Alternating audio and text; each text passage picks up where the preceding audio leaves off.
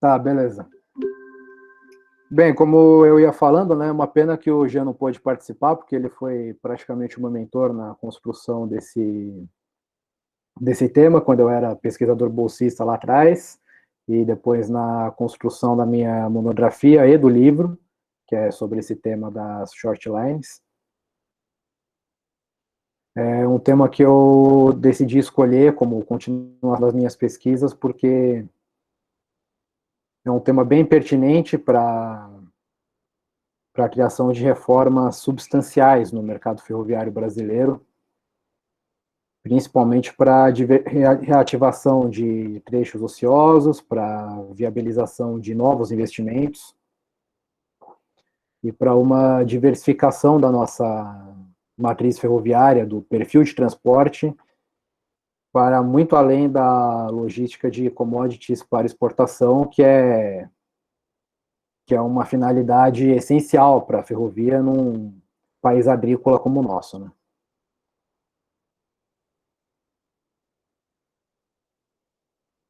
Então, primeiramente, né, introdução é comecinho básico, né, por que que um país como do porte do Brasil, que é majoritariamente agrícola, precisa do transporte ferroviário, né? Por motivos que já são conhecidos por vários aqui do grupo, né, como a segurança, eficiência, é um meio de transporte muito menos poluente que o transporte rodoviário, além da redução de custos, o que tornam o que tornam os produtos brasileiros muito mais competitivos e sustentáveis no mercado internacional, principalmente nessa era em que se faz muitos acordos com a moratória da soja, sobre a regularidade das áreas de cultivo, né? A criação de uma cadeia logística para a exportação e comercialização dessas commodities mais sustentável é, sem dúvida, um ponto essencial. Sobre a metodologia de pesquisa, eu fiz basicamente uma revisão de literatura sobre o desenvolvimento das ferrovias, da categoria das short lines no cenário norte-americano, e um pouco sobre esse fenômeno das short lines no Brasil, que já existiu um pouco no passado, e não foi para frente por razões um tanto políticas quanto técnicas, né? Referencial teórico, eu utilizei um pouco dos meus conhecimentos de economia, e principalmente sobre a legislação das ferrovias no Brasil e na referente ao transporte ferroviário norte-americano, que, como nós vamos ver mais para frente, é um ponto essencial para a viabilização de short lines, principalmente com o avanço desse PL 261, né, que o Jean, o Jean e o Caramês ajudaram a avançar. Primeiramente, temos que definir primeiro o que são as short lines, né, que, como é comum na literatura norte-americana, são as ferrovias de abrangência local que atuam em contraste com as ferrovias de abrangência nacional, como aquelas famosas, como a CSX e Union Pacific, que são as companhias que operam majoritariamente grandes volumes de mercadoria em rotas de longo percurso, né? Que é o aproveitamento mais esperado do transporte ferroviário, né? Como eles fazem muito nos Estados Unidos com aquela ponte, com aquelas rotas transcontinentais para o comércio internacional de costa a costa. As short lines são, em grande parte, tanto nos Estados Unidos, Canadá e um pouquinho menos no México, as ferrovias que fazem a porta de entrada ou a porta de saída para muitos clientes no mercado e fazem as operações mais locais. O cliente recebe, tem acesso ao sistema pela short line e a short line que faz a ponte para ele ter acesso à classe 1 e ao mercado internacional. Segundo as classificações das associações norte-americanas, como a AR, a STB, a Rail Association of Canada e a Transport Canada, que são as do Canadá, os critérios variam um pouco, mas, de uma forma geral, o conceito de short line é uma ferrovia local. Os critérios das short lines em alguns países variam, um pouco de acordo com a receita, de acordo com a quilometragem, de acordo com a associação. Na classificação da ALS-RRA,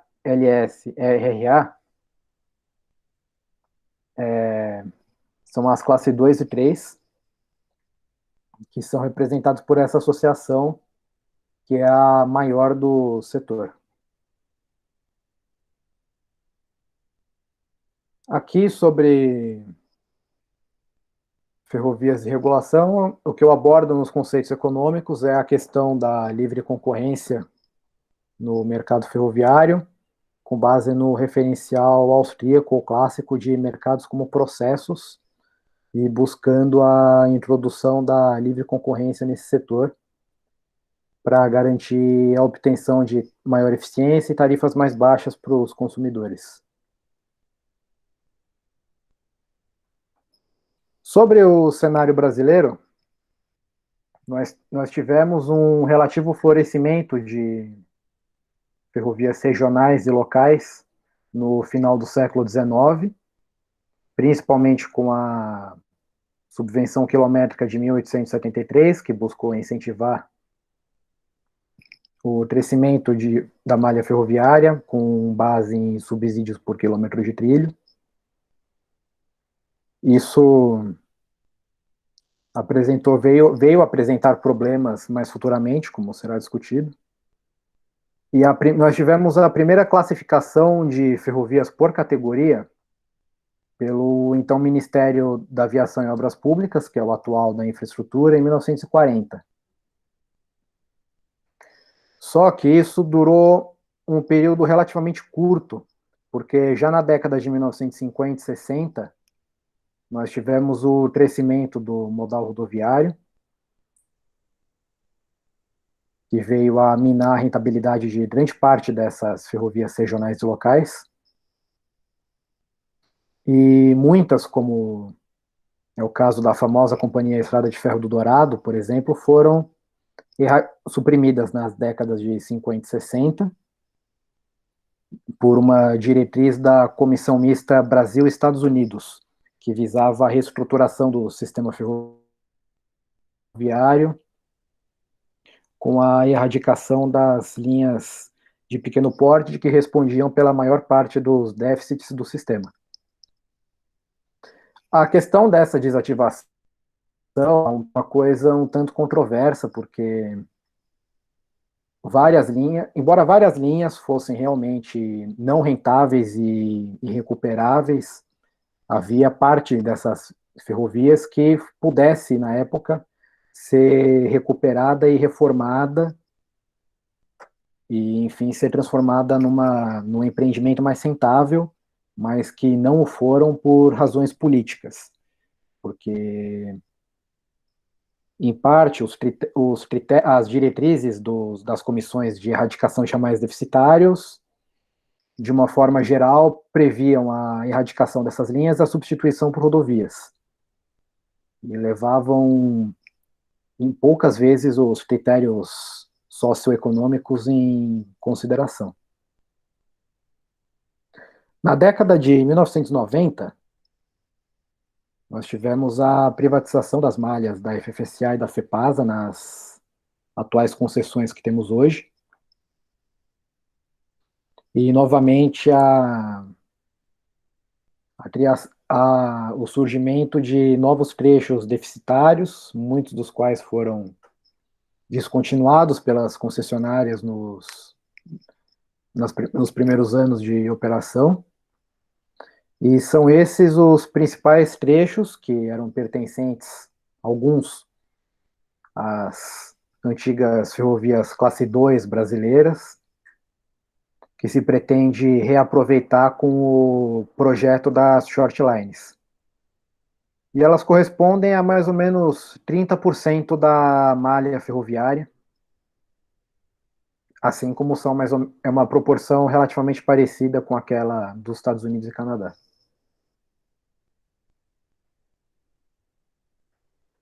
No cenário norte-americano, nós temos o surgimento da categoria de shortlines em 1911, pela ICC, que então era uma agência reguladora norte-americana, que classificava as companhias primariamente por receita. Até os anos 80, as shortlines foram relativamente restritas, né, tanto nos Estados Unidos como no Canadá, e só tiveram um maior crescimento com as reformas regulatórias feitas na década de 80, 90, durante a qual grande parte das ferrovias classe 1 se consolidou nas 8 ou 9 empresas maiores que temos hoje, com o foco nesse modelo de negócio de grandes volumes e grandes distâncias. E muitas linhas que ficaram dobradas com as fusões e aquisições, e muitas outras que eram pouco rentáveis pelas companhias classe 1, não só pelo modelo de negócios, mas também porque essas companhias incorrem grandes custos de mão de obra, de maquinário, de operação como um todo, e foram descontinuadas por serem pouco rentáveis.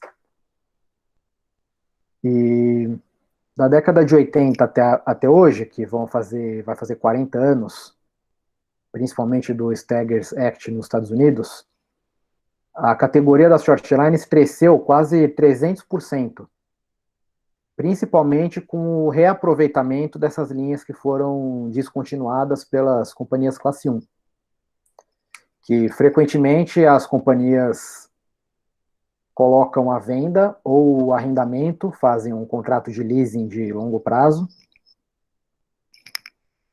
e para qualquer investidor interessado em adquirir a operação, em parceria com eles. No México, nós temos uma situação um pouco à parte, um tanto similar com o Brasil, né? Tivemos o surgimento das primeiras ferrovias em meados do século XIX, principalmente na segunda metade, um ciclo que progrediu para uma estatização no século XX, que terminou em 1994 com a criação das concessões que eles têm hoje, um pouquinho antes do Brasil, né? E as shortlines ainda possuem um papel um tanto limitado, né? Perto dos Estados Unidos e do Canadá, principalmente pelo fato de das ferrovias serem arrendadas em concessões e não ter tanto essa possibilidade da empresa fazer um contrato de venda de ativos ou de leasing para outro interessado na operação. Aqui temos uma breve descrição aqui do fenômeno das shortlines, né? Nos Estados Unidos, elas já totalizam cerca de 570, 80, com as 9 e 10 classe 1, dá um total de 600 companhias ferroviárias. E no Canadá, elas são um pouco mais limitadas, principalmente porque o Canadá é um país menor, né? São cerca de 50 shortlines, em comparação com as 11 que tinham em 1980. Atualmente, elas correspondem a cerca de 20% das mercadorias, o que dá para perceber que é um mercado bem mais disperso, né, que as companhias classe 1, porque são 10 empresas com 80, 90% da market share, e outras 500 correspondem aos outros 20% do volume transportado. Elas operam cerca de 1/3 da malha ferroviária, e são responsáveis em grande parte pelas operações de primeira e última milha, para muitos clientes, como eu já mencionei anteriormente. O principal negócio das shortlines nos dois países é principalmente fazer conexões e parcerias com as companhias classe 1, para que os clientes tenham acesso ao mercado internacional, né? E elas atendem a cerca de 10 mil clientes, que é aproximadamente um quarto do total dos clientes das ferrovias nesses dois países. As principais vantagens delas são a realização de operações de uma forma mais barata, por, tanto por encargos regulatórios como tributários, para fazer serviços onde as companhias classe 1 não têm retorno financeiro que satisfatório, além de permitir a vários clientes o acesso às classe 1, como já mencionei, e também, muito importante, a criação de emprego e renda em muitas zonas rurais, tanto nos Estados Unidos quanto no Canadá, e principalmente no Canadá, onde tem muitos locais remotos, como no norte daquele país, onde a ferrovia é praticamente o único acesso que as comunidades têm para o resto do país ou para o resto do mundo, para falar a verdade, né? Da análise comparativa no livro, feita na minha obra, na minha pesquisa, temos principalmente no Brasil e no México, um regime de concessões que dificulta a entrada de novas empresas, como é proposto pelo PLL 261, a gente tem o mecanismo de autorização para viabilizar esses empreendimentos, mas ele é muito pouco usado em detrimento do regime de concessões, além de ter pouca clareza quanto ao mecanismo que seria feito, por exemplo, a transferência das linhas de uma concessionária que não tem interesse em operá-la para um eventual comprador ou locatário. E no Brasil, principalmente, temos um pouco os entraves regulatórios que inibem o transporte de cargas de terceiros, como, por exemplo, a legislação atual considerar o transporte de cargas próprias como atividade particular e cargas de terceiro como serviço público. E essa diferença de encargos acaba incentivando muitas empresas a verticalizar as operações de transporte. E o crescimento de transportadoras independentes é um pouco limitado por causa desse encargo. Aqui das propostas são principalmente a ampliação do regime de autorização, que pode ter um êxito muito grande com o sucesso do PL 261, que já prevê uma ampliação do regime, uma maior flexibilidade das autorizações em relação ao regime de concessões. Ainda seria necessário avançar com a criação de um mecanismo de transferência de ramais e de ativos, porque atualmente temos as linhas ociosas, mas ainda não existe um mecanismo desenvolvido de relicitação ou de transferência dessas linhas para outras empresas. A simplificação, como já mencionei, dos encargos para o transporte de carga de terceiros, que também é o responsável, em parte, pelas concessionárias preferirem o transporte das cargas dos acionistas embarcadores, né? A criação de reformas trabalhistas e tributárias, como, por exemplo, o Railway Labor Act dos Estados Unidos, o Railway Labor Act canadense, que prevêem legislações distintas, por exemplo, para mão de obra utilizada num sistema de metrô, que é diferente de um sistema de subúrbio, de uma ferrovia de passageiros de longo curso, e das transportadoras de carga, né, principalmente tanto pela categoria como pelo porte da operação, e a criação de diferenciação de outros encargos por categorias, como seria, por exemplo, uma proposta interessante que vem sendo renovada nos Estados Unidos, o 45G, que é um programa de créditos tributários para as short lines, que prevê uma garantia do retorno de 50% dos impostos arrecadados por essas ferrovias no retorno de investimentos, principalmente na manutenção de via permanente e sinalização. Essas propostas, creio que podem ser muito bem encaminhadas, junto com a atual do PL 261, que está em tramitação no Congresso. E dúvidas? Para quem quiser, vou começar a responder aqui pelo chat. Muito obrigado. Marco, já estou recebendo aqui as dúvidas pelo chat do WhatsApp e vou iniciar as respostas aqui. Ok. Tudo bem. Bem, primeira pergunta, se as shortlines puxam os desenvolvimentos das classe 1 ou é o inverso? Bem, de certa forma, depende do caso. Tem caso em que as shortlines trazem um retorno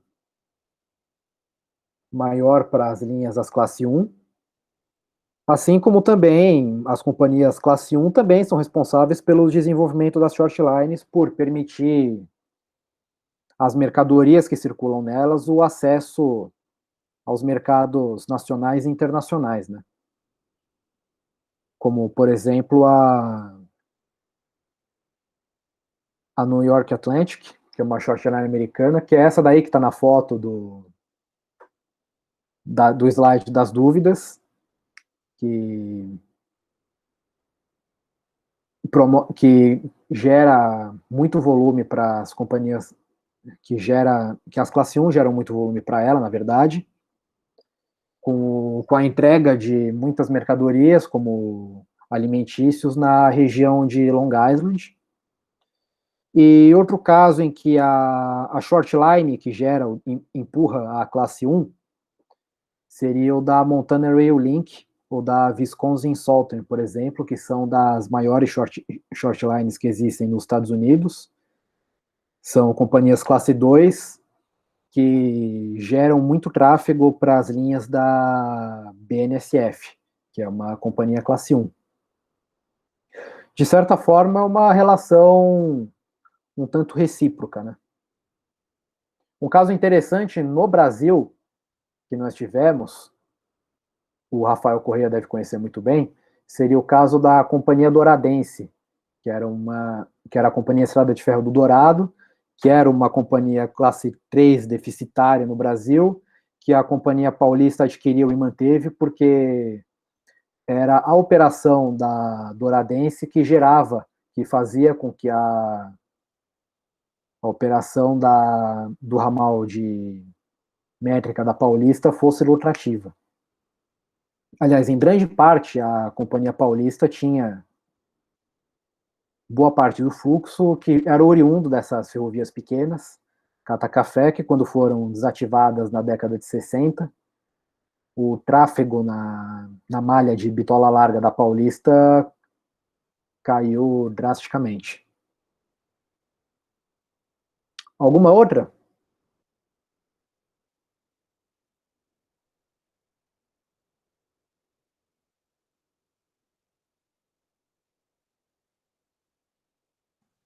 Tem uma direto aí no chat, estou copiando para você agora. Tá, pode ir mandando.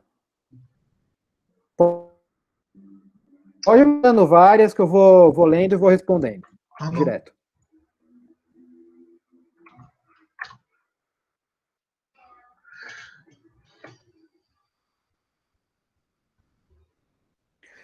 Se as reformas trabalhistas e tributárias sejam mais complexas de se empreender, se elas com as prestações demais...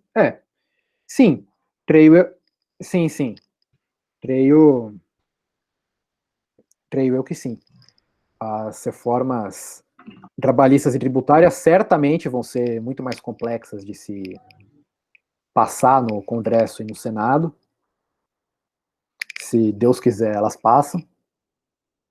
Mas sim, sem elas e principalmente com o PL 261 e a regularização de um mecanismo de transferência de ativos entre as companhias ferroviárias, seja possível já ir dando um início na viabilização de short lines no Brasil.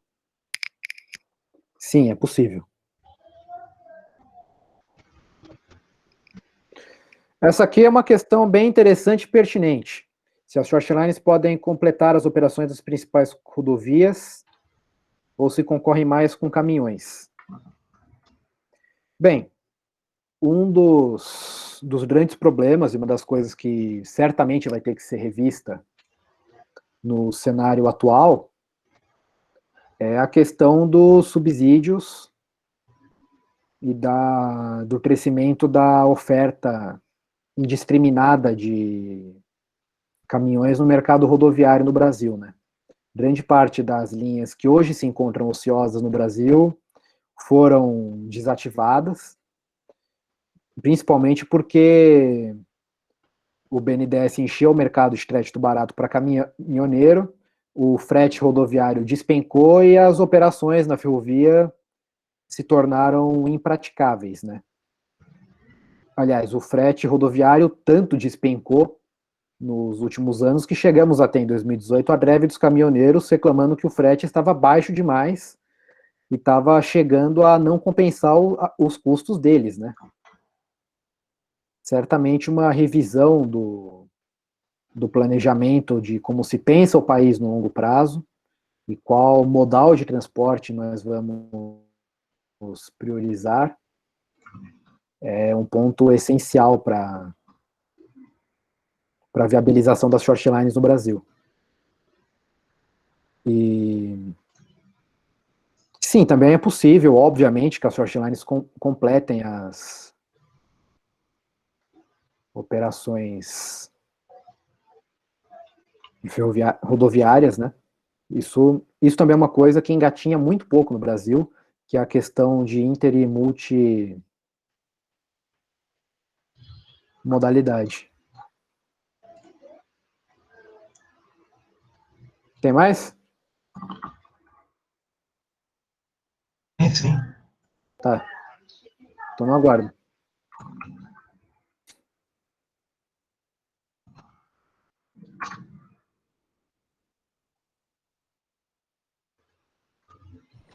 Companhia Paulista.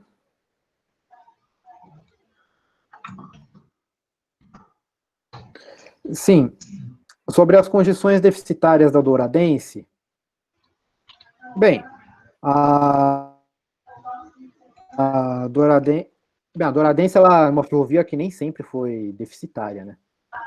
Ela teve anos que fechou no prejuízo, teve anos que fechou no vermelho, principalmente como eu já li nos relatórios dela, e em um livro muito bom que se chama Douradense, Agonia de uma Ferrovia. A Companhia Paulista iniciou, sim, né, na década de 50, um projeto de intervenção de São Carlos para Ibitinga, eu não conhecia nesses detalhes. Mas sim, eles realizaram, principalmente depois da aquisição, um projeto de modernização da Douradense, principalmente com a compra de locomotivas a diesel para operação nessa ferrovia, né? Como o autor do livro da Douradense, que é o Ivanil Nunes, um autor brilhante sobre essa crise das ferrovias na metade do século, a Companhia Douradense, a erradicação da Douradense foi realmente uma coisa lamentável do ponto de vista logístico, porque a Paulista tinha, de fato, ativa boa com retificações e melhorias na malha dessa ferrovia, né?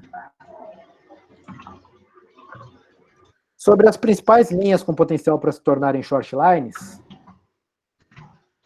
bem, tem vários trechos atualmente ociosos, mas, bem, talvez o mais famoso, que talvez tenha sido bem citado pelo Giampejo, foi o Cajati Santos, Outro, talvez, com bastante potencial, seria o Bauru Panorama, para citar dois trechos famosos.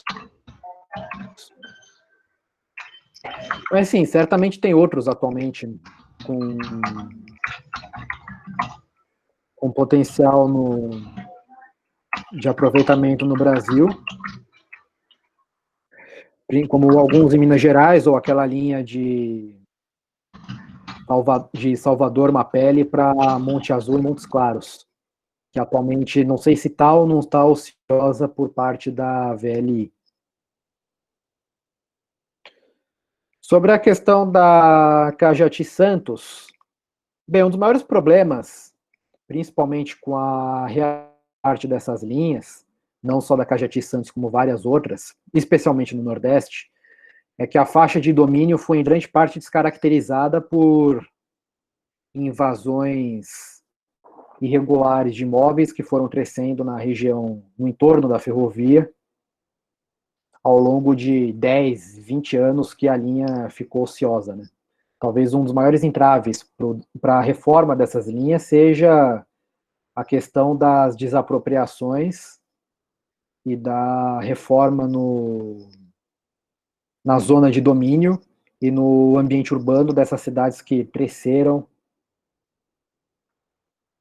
em volta do leito das antigas linhas. Sobre o traçado da Douradense, a Companhia Douradense atendia o interior do estado de São Paulo, principalmente aquela região de Ibitinga, Novo Horizonte. Tinha um ramal que ia para Jaú. Era aquela região ali bem no interior do Oeste Paulista. Caso seja de interesse, eu disponibilizo um mapa dela depois, mostrando as linhas dela e as das demais ferrovias.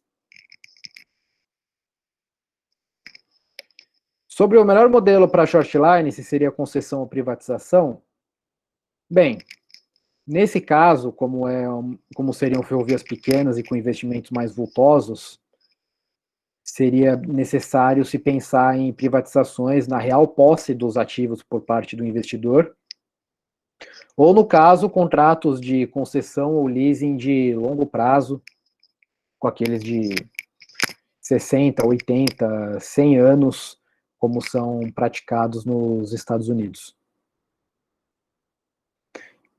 E se existem projetos de shortlines atrelados ou dependentes das renovações antecipadas, atualmente eu não sei, pelo que eu acompanhei do processo das renovações, principalmente o que já teve agora da Rumo, eu já soube que uma linha que atualmente estava ociosa, eles vão fazer um investimento para retomar e construir terminal de embarque de soja, se não me engano, o açúcar, não lembro, não li em detalhes.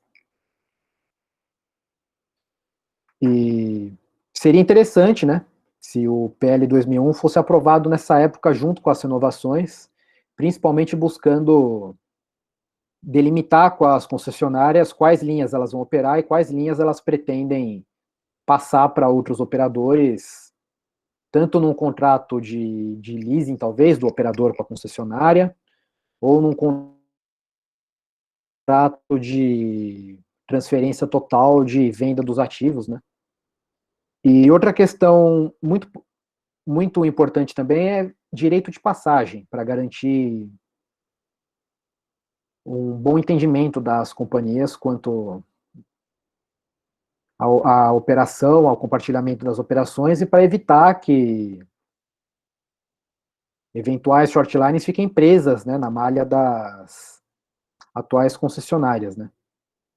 Garantir uma boa sincronia na operação entre as partes, principalmente entre as grandes concessionárias e as shortlines, é uma peça essencial desse projeto.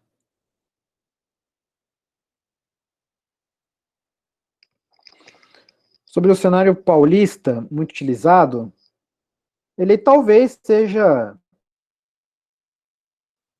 um pouco restrito para o uso de ferrovias, talvez uma das causas de falência de muitas. Bem, quantas shortlines eventualmente venham a crescer no cenário paulista?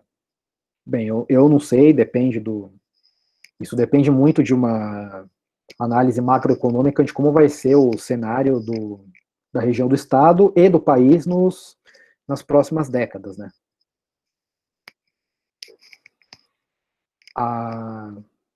As causas de falências de muitas ferrovias, bem, se deu em parte um tanto por fatores externos às ferrovias, como, por exemplo, a questão da depreciação cambial, que o Ivanil Nunes menciona nos trabalhos dele, que complicaram bastante para as ferrovias a importação de maquinário e material para as operações.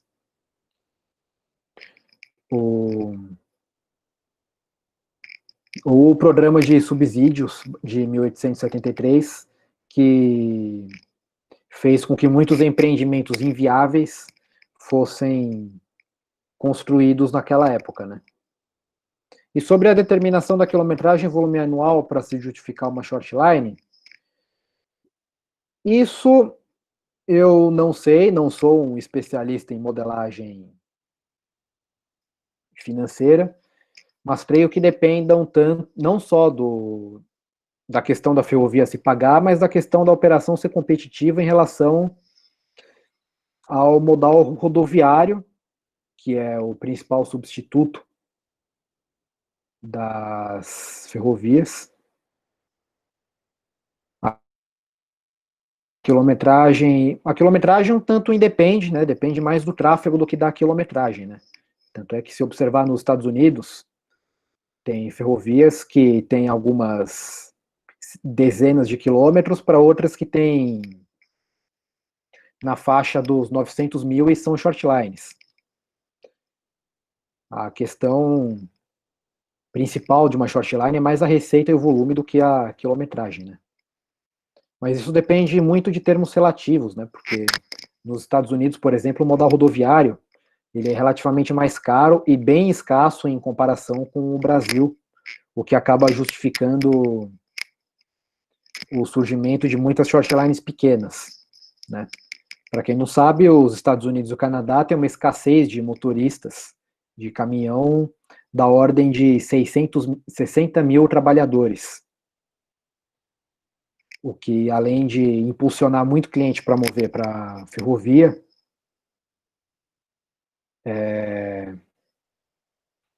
também tem contribuído lá para o desenvolvimento dos caminhões autônomos, porque eles não têm mão de obra para conduzir o caminhão, né? Sobre como está sendo tratada o direito de passagem nos contratos de renovações das concessões, bem, eu não tive tempo de ler isso em detalhes, talvez esteja um tanto defasada, como por exemplo no leilão do tramo sul da Norte Sul, que a falta de clareza com o direito de passagem fez com que vários investidores estrangeiros fossem afastados do leilão e a licitação acabasse caindo fácil na mão da Rumo e da VLI. E sobre a indiferença do Ministério da Infraestrutura quanto ao abandono e devolução de trechos, realmente isso é lamentável e é mais um motivo para tentarmos avançar adiante com essa proposta das short lines, principalmente talvez com divulgação de pesquisas e dos eventuais benefícios disso para pessoas-chave no Ministério, também como na NTT. E, na minha opinião, bem, tirar o Ministério da Infraestrutura dessa passividade, pelo menos da minha posição, seria basicamente por essas ações coletivas, como as de divulgação do transporte ferroviário, que nós viemos fazendo aqui no Getave, né? Basicamente é isso.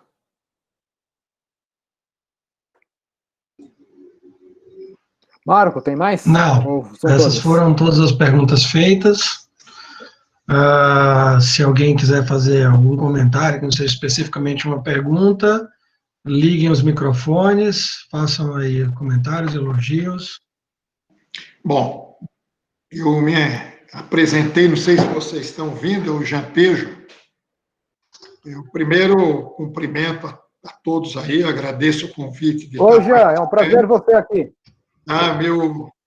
Meu cumprimento aí ao João Rodrigues pelo excelente trabalho, pelo excelente livro, tema muito importante, né? Todos conhecem aí o quanto a gente tem buscado tratar esse tema aí com uma atenção muito grande. E eu queria aproveitar a oportunidade, né?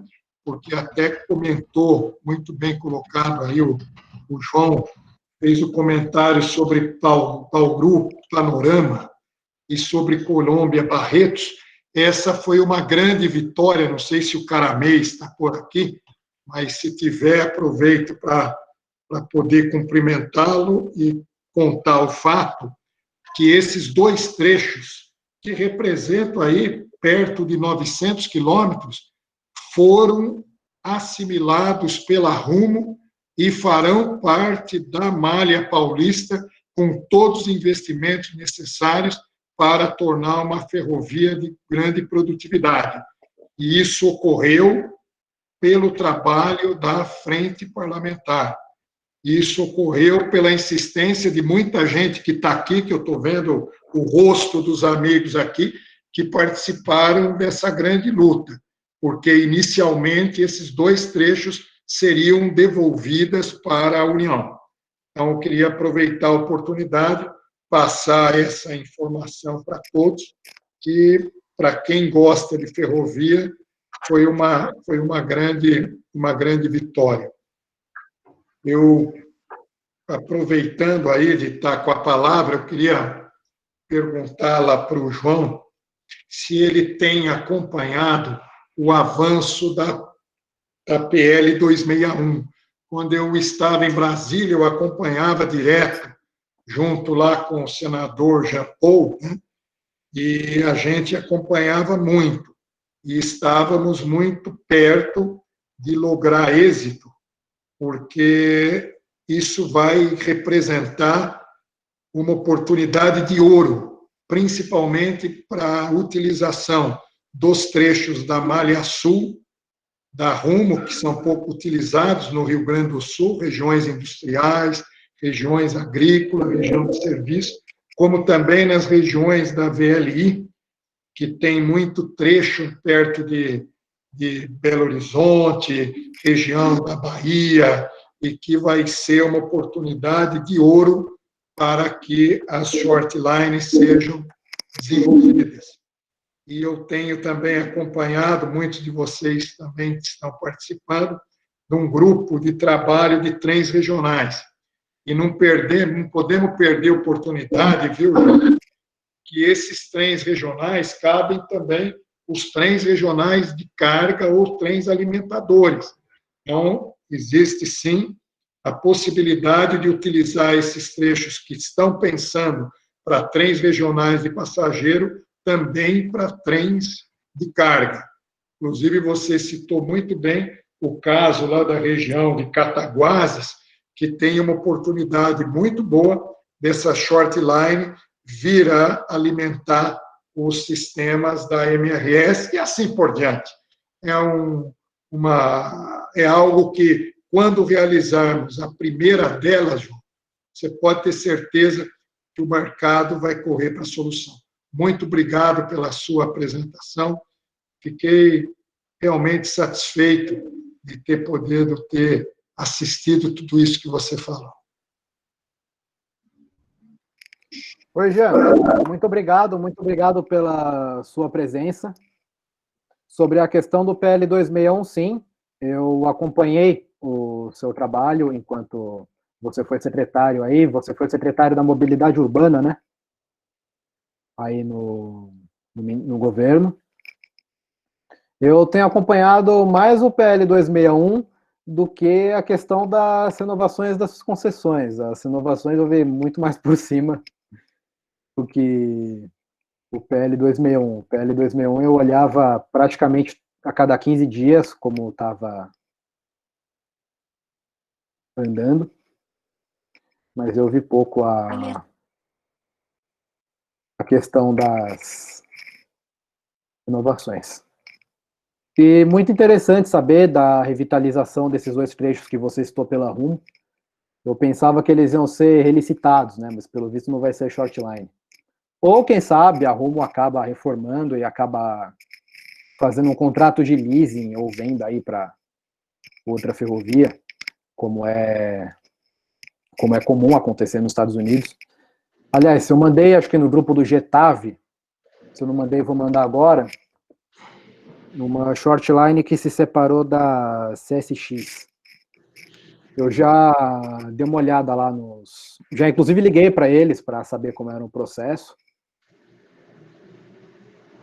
Eles têm... As companhias classe 1 têm um processo de leasing, de arrendamento, de venda de operações muito esclarecido e eficiente para quem quiser operar as linhas deles. Eles até fornecem locomotivas e vagões em perfeitas condições operacionais para short line iniciante.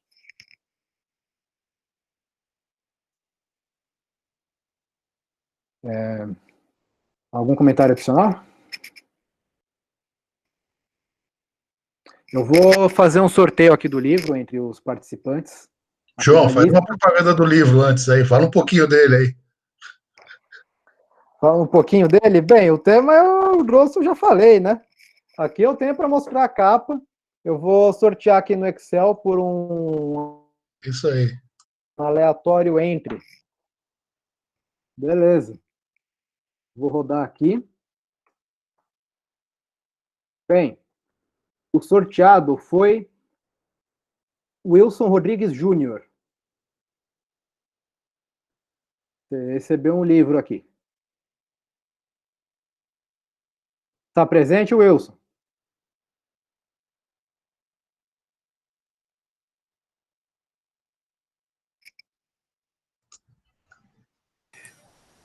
Tá aí, ó. Parabéns, Wilson. Fala aí. Parabéns, Wilson. Abre o microfone e fala. Wilson, pode abrir.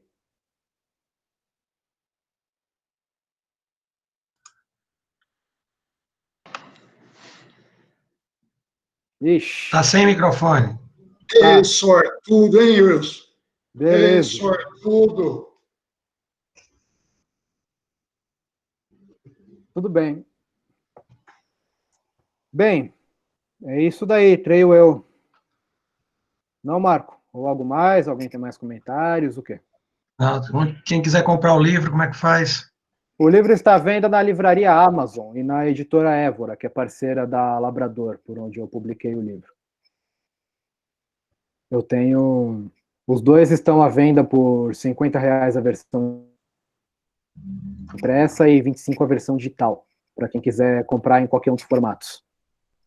Por enquanto, o cupom Shortlines ainda está ativo no site da Évora, para quem quiser ganhar um descontinho. É isso daí. Vou seguir agora, João. Muito obrigado aí, parabéns pela apresentação.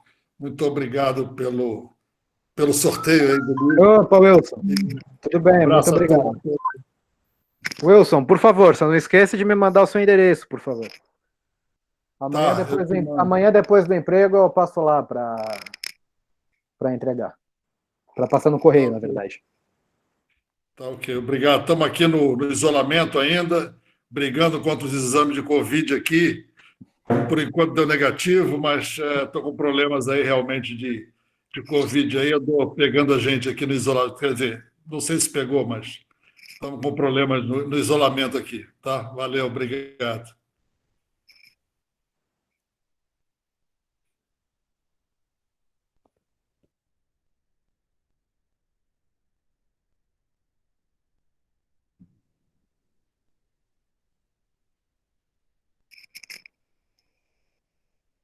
Algo mais para quem... Bem, tem um pessoal que já saiu. Para quem quiser saber, o lançamento vai ser no dia 19, como eu já divulguei. vai ter um bate-papo comigo e com o Jean, com o pessoal da editora. Em breve vai sair, vai entrar no ar o último banner de divulgação, e o evento vai ser transmitido no Facebook e no Instagram. Eu queria, antes de você terminar, só agora consegui abrir meu microfone, queria te cumprimentar, agradecer você ter vindo prestigiar a gente. Você está me ouvindo ou não? Estou ouvindo. E fiquei admirado de ver com que valor você fez um trabalho tão profundo. Desculpe. E um conhecimento que a gente vê que você hoje tem de São Paulo, e até do Brasil, em toda essa questão ferroviária. Meus parabéns. E uma série de questões que eu acabei não podendo fazer, porque eu não estava vendo onde fazia o microfone, mas eu passo para você. Nada muito importante para todos, mas é mais para coisas internas nossas, algumas coisas que a gente está querendo evoluir dentro do tema. Muito bom, João. Sempre que você puder trazer novidades para nós. Eu sei que não é a única coisa que você já escreveu, mas seria interessante que você, aquilo que você tem algumas especialidades, contar para nós a sua experiência. Obrigado. Sim, tudo bem, Ciro. Caso você queira, eu escrevo aí um breve artigo sobre o tema para você colocar aí no capítulo desse livro que você quer aí. Não vou querer capítulo, vou querer o capítulo inteiro, de você mesmo. E de que Tá, tudo bem. Você e o João fazer uma coisa, você e o Jean fazer uma coisa completa, uma coisa de Eu 20, faço o que 30 você páginas, quiser. tá? Eu vou Beleza. comprar o teu livro, ver se também o que do conteúdo do livro pode colocar no nosso livro. Né? Uhum, beleza. O Jean vai ler o livro, aí ele a gente discute aí o que dá para tá bom. aproveitar. Muito obrigado. Hein? Tem um outro professor da Universidade de Goiânia, não sei se vocês conhecem, o Adriano Paranaíba, é um amigo meu bem próximo, ele também escreve sobre transportes, e está para publicar uma resenha do meu livro, que ele já comprou, deve chegar para ele em breve, assim que ele ler, ele vai publicar a resenha e eu compartilho aqui para vocês. Ser impresso o livro de alguma forma, não? O quê? O livro vai ser impresso em algum momento, não? Não, estou falando da resenha que vai ser Não, eu publicada. estou falando de antes. O livro vai ter a possibilidade de estar impresso ou vai ser só digital? Sim, impresso e digital. O impresso está R$50 na editora, o digital está 25. Tá bom. Muito obrigado. Oi. Senhores, muito obrigado pelo tempo, pela atenção, pela disponibilidade e aguardem a divulgação aí do nosso próximo encontro. Quem tiver alguma sugestão para conversa, para fazer uma apresentação, fiquem à vontade. Como eu falei no início, é espontâneo, tá? É só entrar em contato lá pelo grupo e a gente organiza aí a apresentação para a gente manter ativa aí os assuntos sobre os trilhos. Muito obrigado. Parabéns, João. Um abraço a todos. Aí. Obrigado, gente. Parabéns, João. Até mais. Boa noite. Muito obrigado. Boa noite. Dizia, bom te ver por aqui, tá? Valeu, João. Parabéns pela apresentação, pelo livro. Muito obrigado, Rafael. Obrigado e parabéns, João. Um abraço. Obrigado. Marra, obrigado por ter aparecido aí. Obrigado.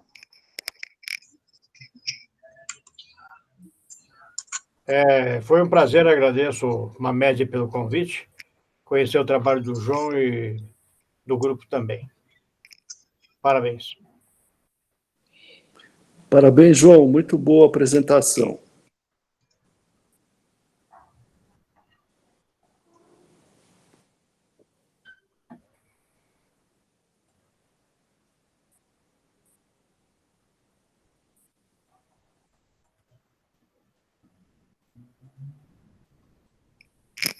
Bem, com o pessoal que está aqui, eu vou